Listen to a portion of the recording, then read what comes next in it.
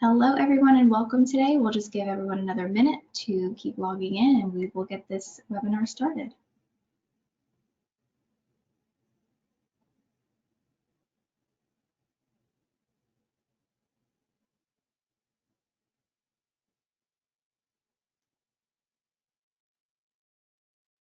All right, it is officially 2 o'clock, so we will go ahead and get started with some housekeeping while we have these last few attendees join. So welcome everyone and hello and to the ATD policy update in partnership with Commercial Truck Trader. My name is Kyle O'Grady. I'm the marketing manager for Trader Interactive, the parent company to Commercial Truck Trader. I'll be your webinar moderator today, and I just want to walk through some quick housekeeping. Laura, if you want to go 2 slides down. Perfect. If you need any adjustments to your sound during this presentation, you'll see the audio controls on the webinar control panel. You have the option to toggle between using computer audio or your phone audio if you need to change that, as well as adjust your microphone setting and volume. We do ask everyone to stay off mute throughout the presentation though. And next slide. Yep, the last thing is if you have any questions throughout the presentation, enter them in the question section of the control panel, and then when we get to the Q&A portion at the end, we'll be sure to answer those questions then. And with that, I will hand the mic over to Charles.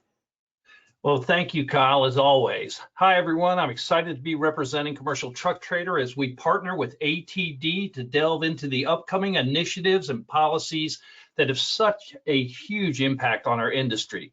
The American Truck Dealers Association is constantly fighting to ensure our industry is represented and helping move policies that support commercial truck dealers. I hope the information we bring today will help you navigate all the continuing changes in our industry. But to start, I want to give you a little background on my company. I work for Trader Interactive, and we offer the largest audience of consumers searching for units they need for their lifestyles and livelihoods.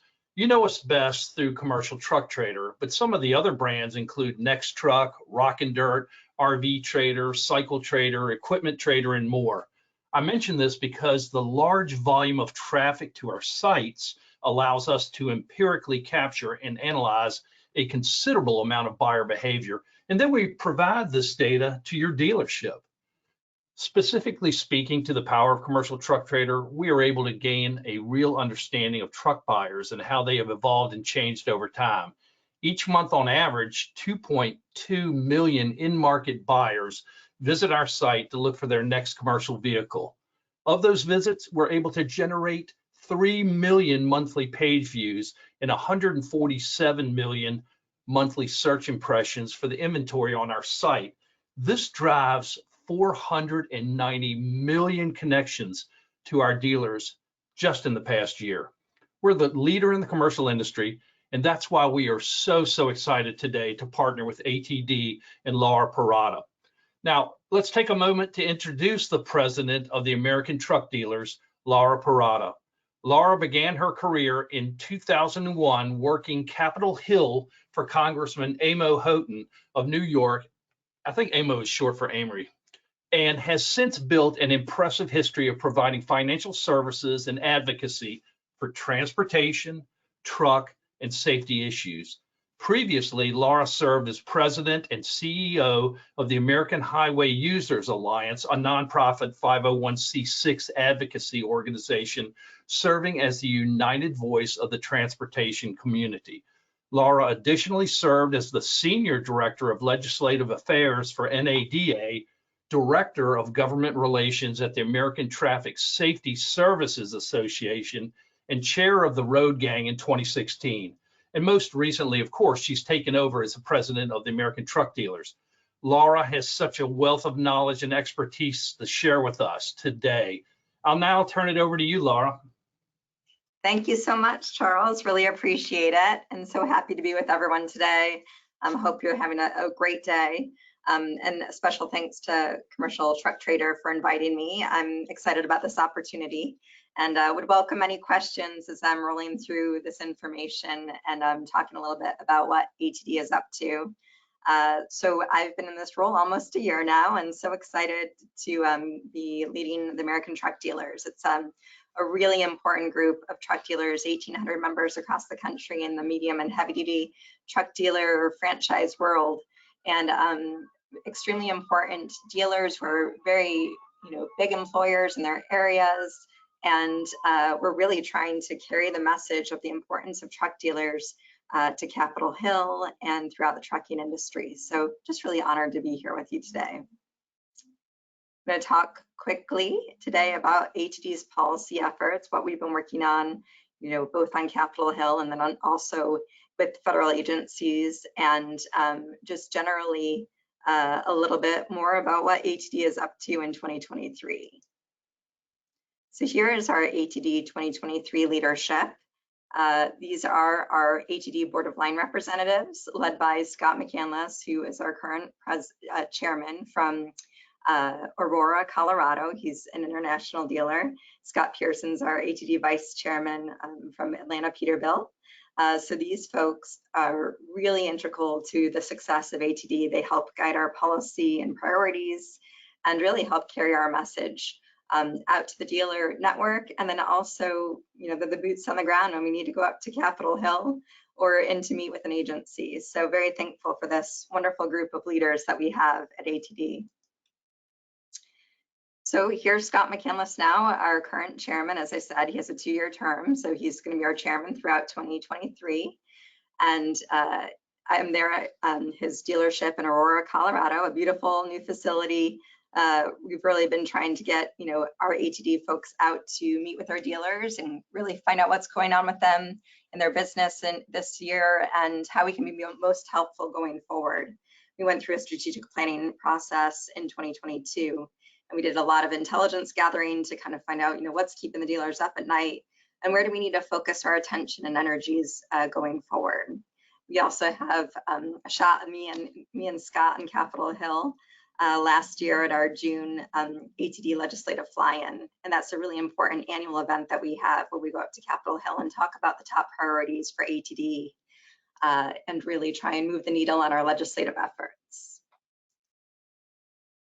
So as I said, we went through the strategic planning process in 2022, and here are some of the key issues we were hearing a lot about from our dealers.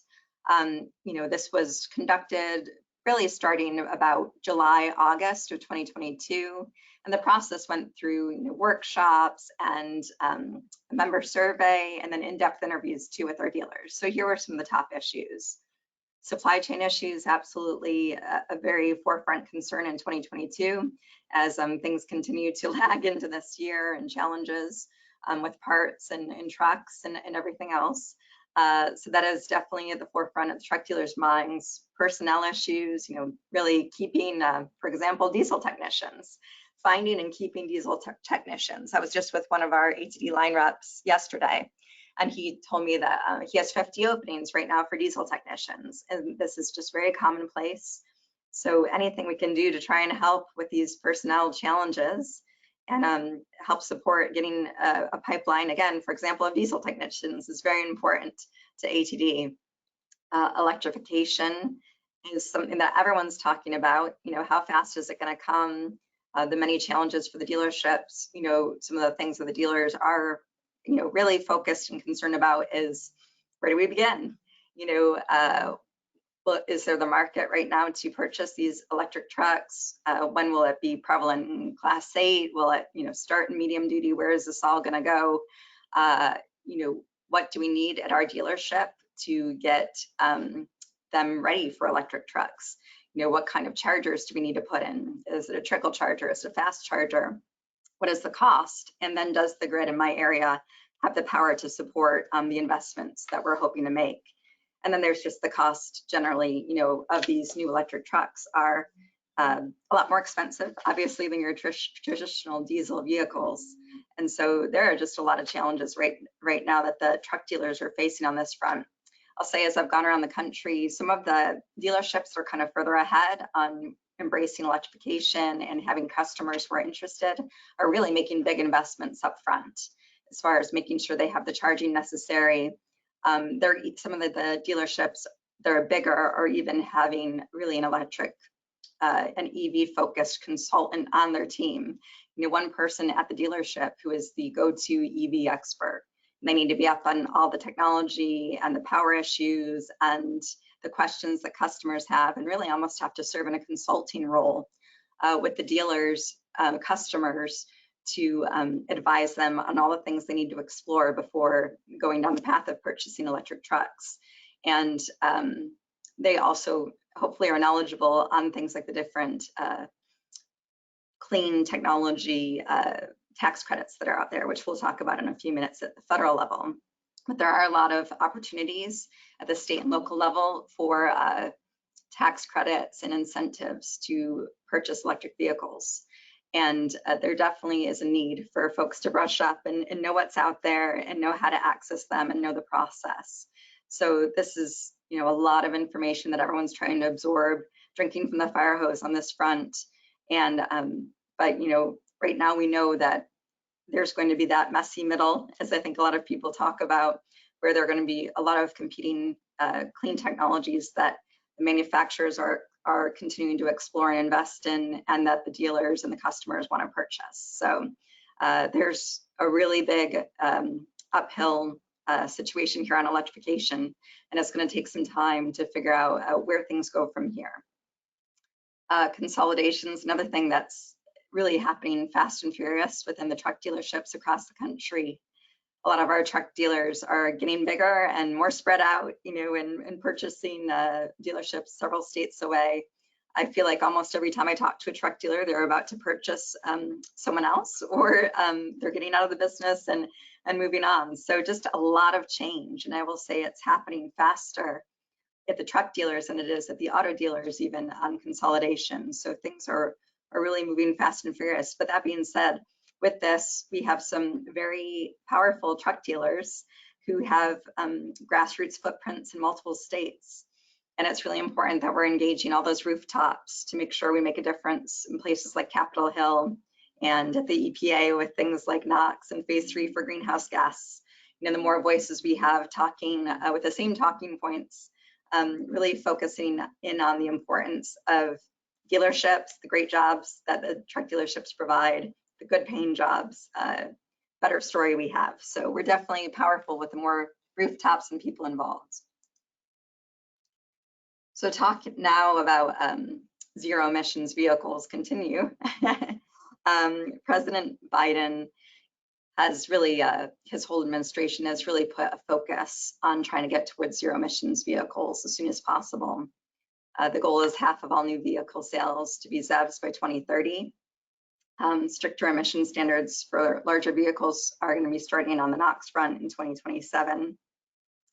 And that EPA NOx rulemaking was finalized by the EPA in December of 2022. We don't know what the cost will be yet. I think, you know, it's kind of a waiting game to see how it all in the end pans out.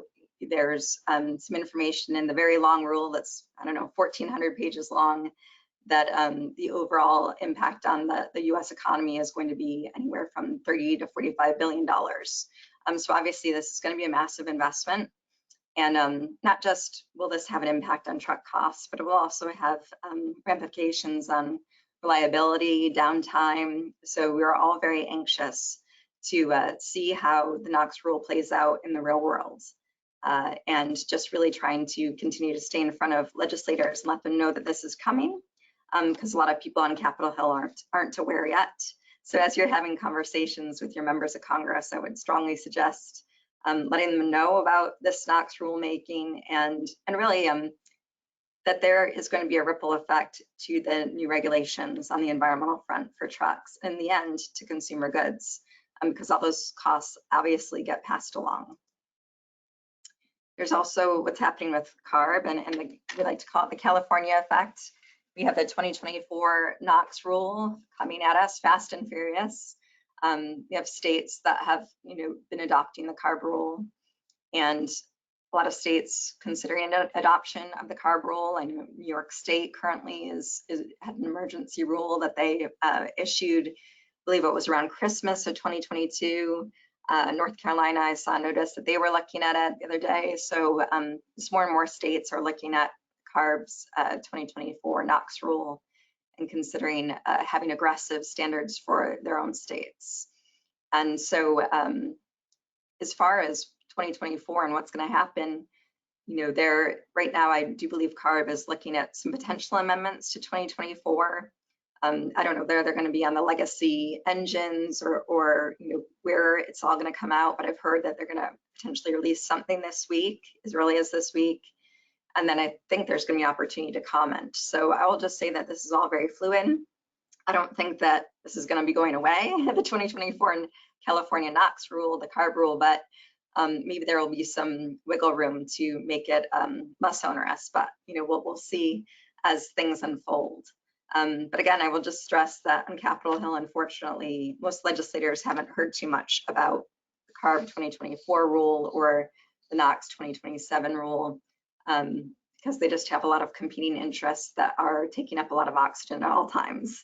And truck regulations aren't always at the forefront of everyone's minds, unfortunately.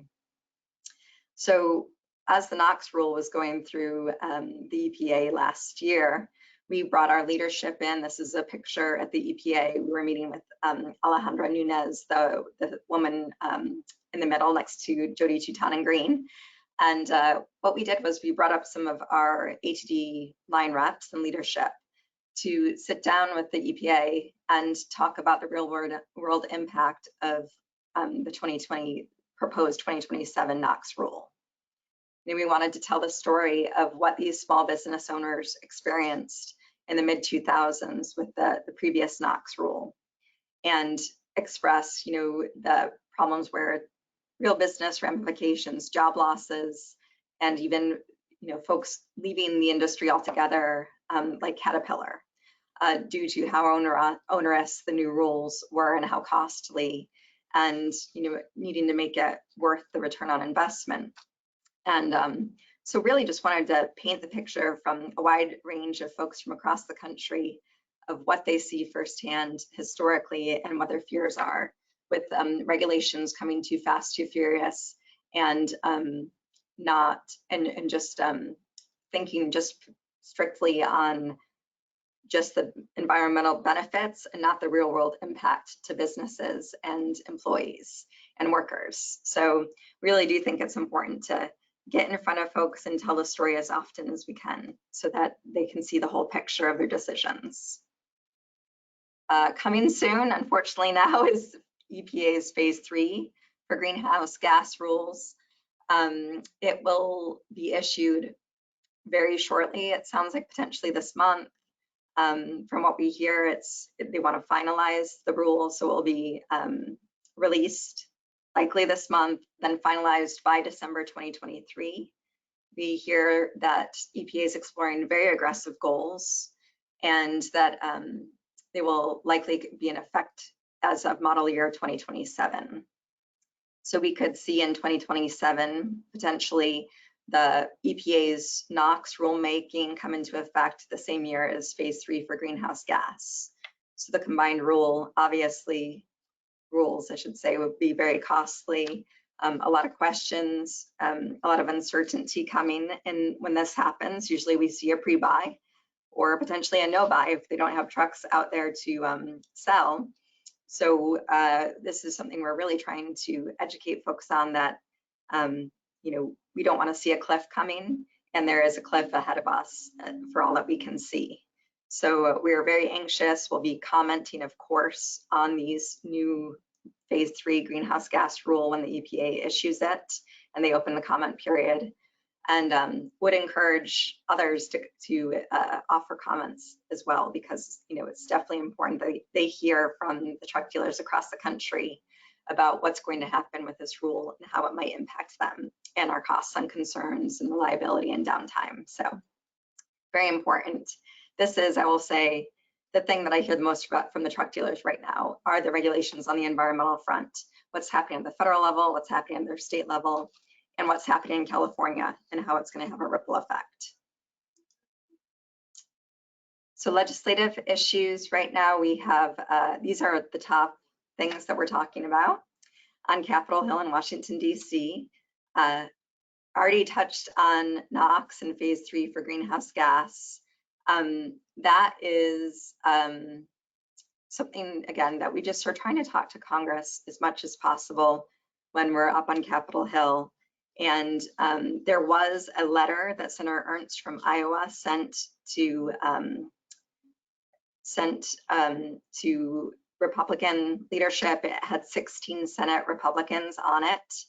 And it was really, I'm sorry, it was sent to Administrator Reagan at the EPA. And this was sent last November, had 16 Republicans on it. And the letter just said, as you're looking at your NOx rulemaking, please make sure you do it in a thoughtful manner and take into account costs and really think about the real world impact and do it carefully. So it was great that there was this letter from Senator Ernst with 16 Republicans signed on. And now this Congress, there's an effort for Congress to try and pass a Congressional Review Act of this NOx rulemaking. And I won't go into too much detail, but using the Congressional Review Act, we're trying to rescind this NOx rulemaking from 2022.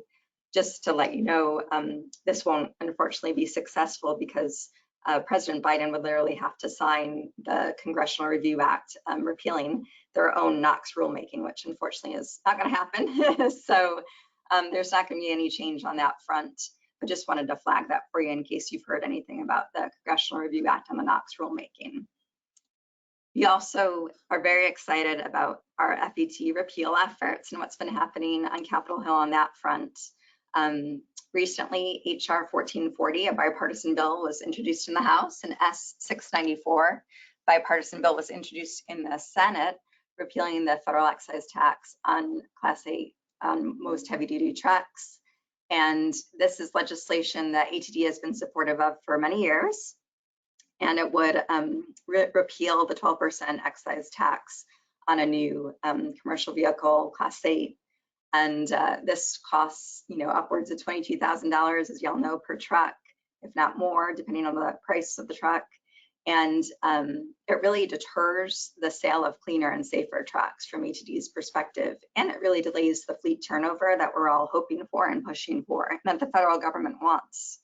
This year, we do have some new momentum behind this effort because we had Zeta and ATA join us in a letter to congressional leadership this year in support of the efforts to repeal the federal excise tax on trucks. And this is good news. Zeta is the Zero Emission Transportation Association, and they are a different voice who is very obviously environmentally friendly, and they see the hindrance that FET is to turning over the fleet.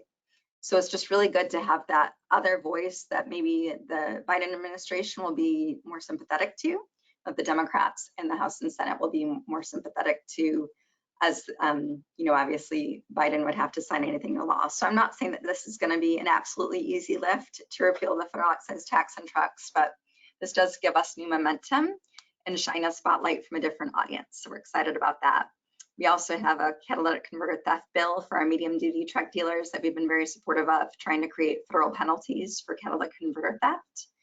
And we continue to be opposed to right to repair legislation that is not very helpful to our truck dealers and raises many security and data privacy concerns on top of that, and safety concerns. So there are many reasons why we have some concerns on this right to repair legislation that was introduced recently in the House. And then finally, we have the Inflation Reduction Act of 2022, which I'm going to go into a little more detail on the tax credits that stem from that was signed into law last year. So the Inflation Reduction Act, this was a very big bill that went through last year. It was very important. There were 4 new EV-related tax credits within the bill. And there's definitely guidance out there from IRS, Treasury. More clarifications will continue to come. There is a great website if you're interested. Here's a link to the state, local utility incentives. I would definitely take a picture if you want to of this, because it's really helpful information on incentives for clean vehicles. And then NADA has a great website too, here under general information that you can really get more in the weeds on these new tax credits that were created by this law.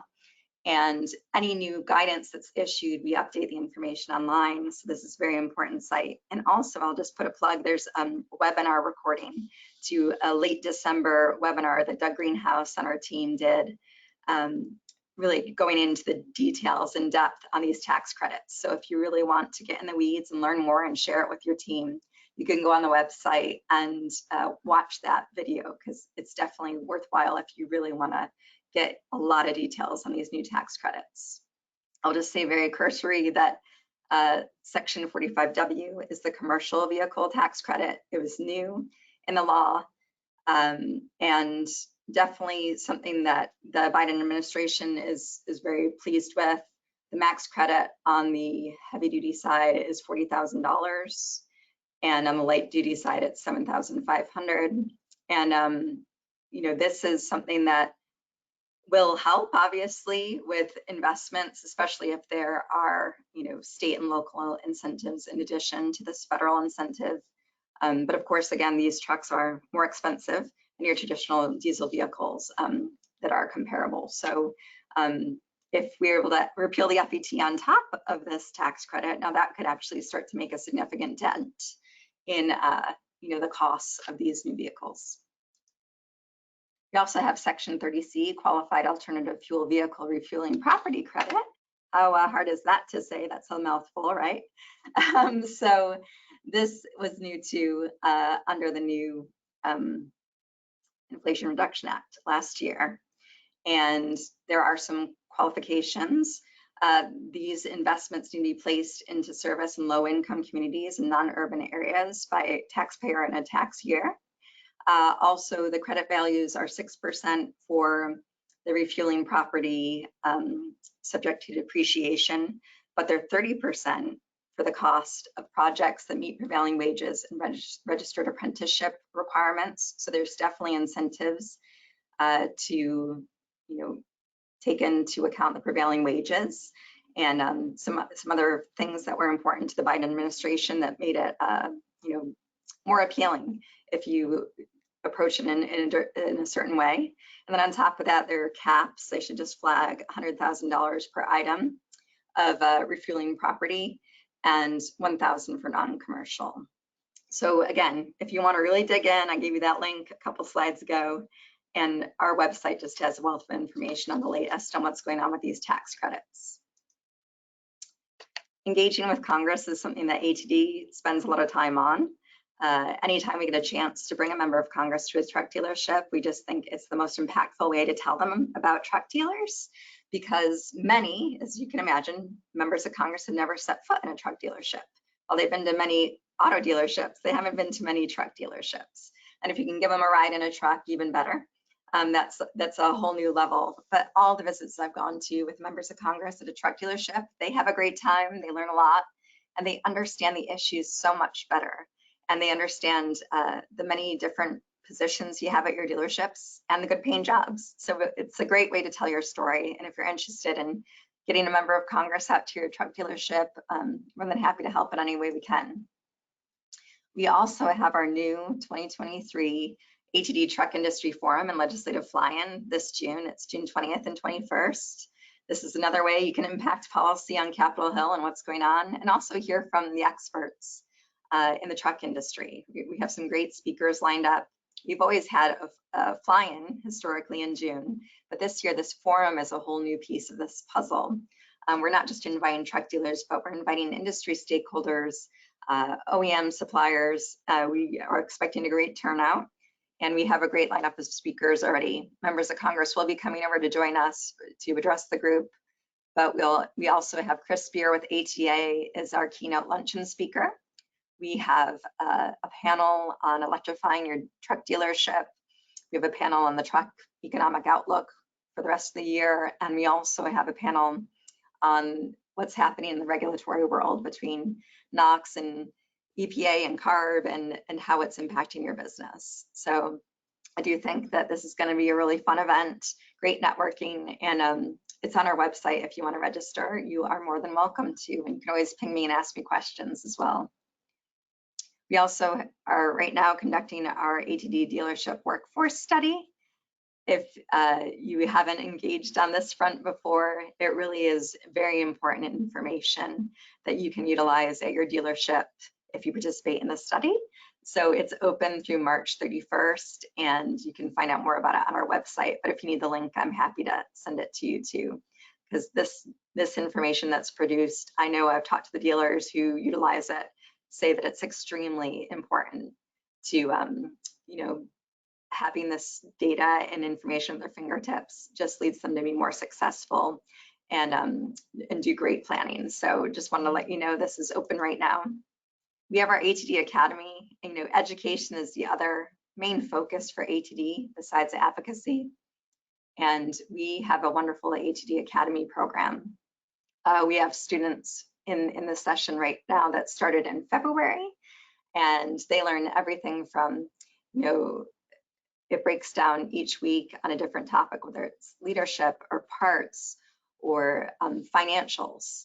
It's really wonderful training, and I know already, I believe they're starting to take enrollments for the class that will start in September of 2023. So if you're interested, happy to get you more information. We also have our new commercial truck essential advisors class as well, that's live online. So you can actually do it from your folks can do it from back home online, but with a live instructor. The class that we just had most recently was in March, and I don't think we've announced a date yet for the next class, but this is just really great for your commercial truck service advisor to get this really important training. And we just started it in 2022, and so far we've had a very good enrollment, and people are really excited about this specialized training. We also have our 20 groups in consulting. We have 20 groups for, you know, dealers in all the brands, and also in issue areas like CFOs and human capital management. So if you want to learn more about our 20 groups, we're happy to share more information, but there is great stuff on our website too. And then finally, I'll just say we have our ATD resources. We have ATD Insider that comes out every Wednesday. We just sent it out a few minutes ago, I think. And this is great, where we pull articles of importance to our dealers, and also we do things like a member spotlight to highlight the great work that our dealers are doing, whether it's in opening a new dealership location or giving back to the community. We have our ATD data that was just released. Our new report for 2022 was just released today in ATD Insider, and it's on our website as well. And just really a breadth of tools that could be at your fingertips on our website. And I know it's a lot of information, so if you have any trouble locating anything, you can always reach out to me at any time. So as we were doing our outreach for our strategic planning, the two things that we really learned from all our outreach was what we want to focus in on is, number one, member satisfaction, number two, member engagement. And this is why, you know, we are trying to get out there to the truck dealers, talk to you, find out how we can be most helpful to you, and find out what you want us to focus on. So I'm always happy to go out and visit folks around the country, and I look forward to learning more and more about your business personally and what you need from us going forward. But this was a great visit we had out at Corey Neal's, one of his locations in the DC metro area, and he's doing a lot on electrification, and we got to see his charging infrastructure he's put in and learn some great things from him. So anytime we can get out there and learn more, we want to do that. We also have our ATD 2024 show, February 1st through 4th at the Wynn Hotel in Las Vegas. We encourage folks to attend and participate, and I know we're going to have a wonderful program, and it will be in conjunction with the NADA show in Las Vegas. So you get best of both worlds. If you come and visit with us, you can go to the ATD programs and also visit the NADA pieces of the show as well. So I know that was a lot of information. So Charles, I don't know if there are any questions. I'm happy to answer what I can. They are, and they're kind of hard, Laura. I know that you can handle it though. So okay. The first one is, if the FET is successfully repealed, what would be the replacement for the lost revenue in the Highway Trust Fund? Good question, and that's a question we get quite a lot. So I will say, of course, we care about the Highway Trust Fund. And for those of you who aren't eating and breathing transportation policy, that is the federal fund that funds our roadway projects across the country. So we absolutely care about the Highway Trust Fund. We would argue that, out of all the pieces that fund the Highway Trust Fund, the biggest things being the fuel taxes, gasoline and diesel tax that go into the Highway Trust Fund. The FET has historically been the most volatile over the last 20 years because it's based on truck sales. So when there are good truck sales years, pretty good revenue into the trust fund. When it's bad, it drops off. And it really is overall a pretty small percentage of the trust fund. So we would say, we'd hope that Congress, really what they need to do is reconstitute the entire Highway Trust Fund because it's very broken right now. They've been doing general fund transfers into the Highway Trust Fund. Congress, I should say, has been doing general fund transfers since 2008. And it's because we haven't really had the political will to look at the overall trust fund and figure out if we want to have a user fee-based system, how do we reconstitute it today and make it make sense today? The FET was created in 1917 to help pay for the World War I. And if Congress were to take a hard look at the trust fund today and reconstitute it, they would never put a 12% excise tax, I believe, on a product, that's made in North America that gets our goods to market and your Amazon packages to your door. Because excise taxes historically have really been sin taxes. They've been used on things like alcohol and tobacco to discourage the use of something. So really this tax is just archaic, outdated, and cumbersome. And I would argue that repealing the FET needs to be part of a much bigger process where the whole Highway Trust Fund gets fixed. So that's a great answer. So another question that came up was, what does the catalytic converter theft bill look like? Are there enhanced penalties? Is that something that will be promoted to help discourage thefts? Yes, sorry. So I didn't go into too much details because I realized I had talked too long already. So the catalytic converter theft bills are great bipartisan efforts that will, yes, discourage catalytic converter theft because they will create federal penalties to prevent the theft. And one of the things it would do is etch, a marking on the catalytic converter so it can be tracked.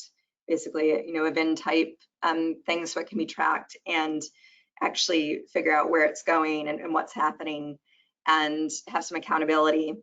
And this theft has just exploded across the country, especially in certain areas. Big deal for the medium duty truck dealers and the auto dealers as well. And it's really getting a lot of support, which I think is really positive because it's not just the dealers who are talking about this, but also the law enforcement is extremely concerned.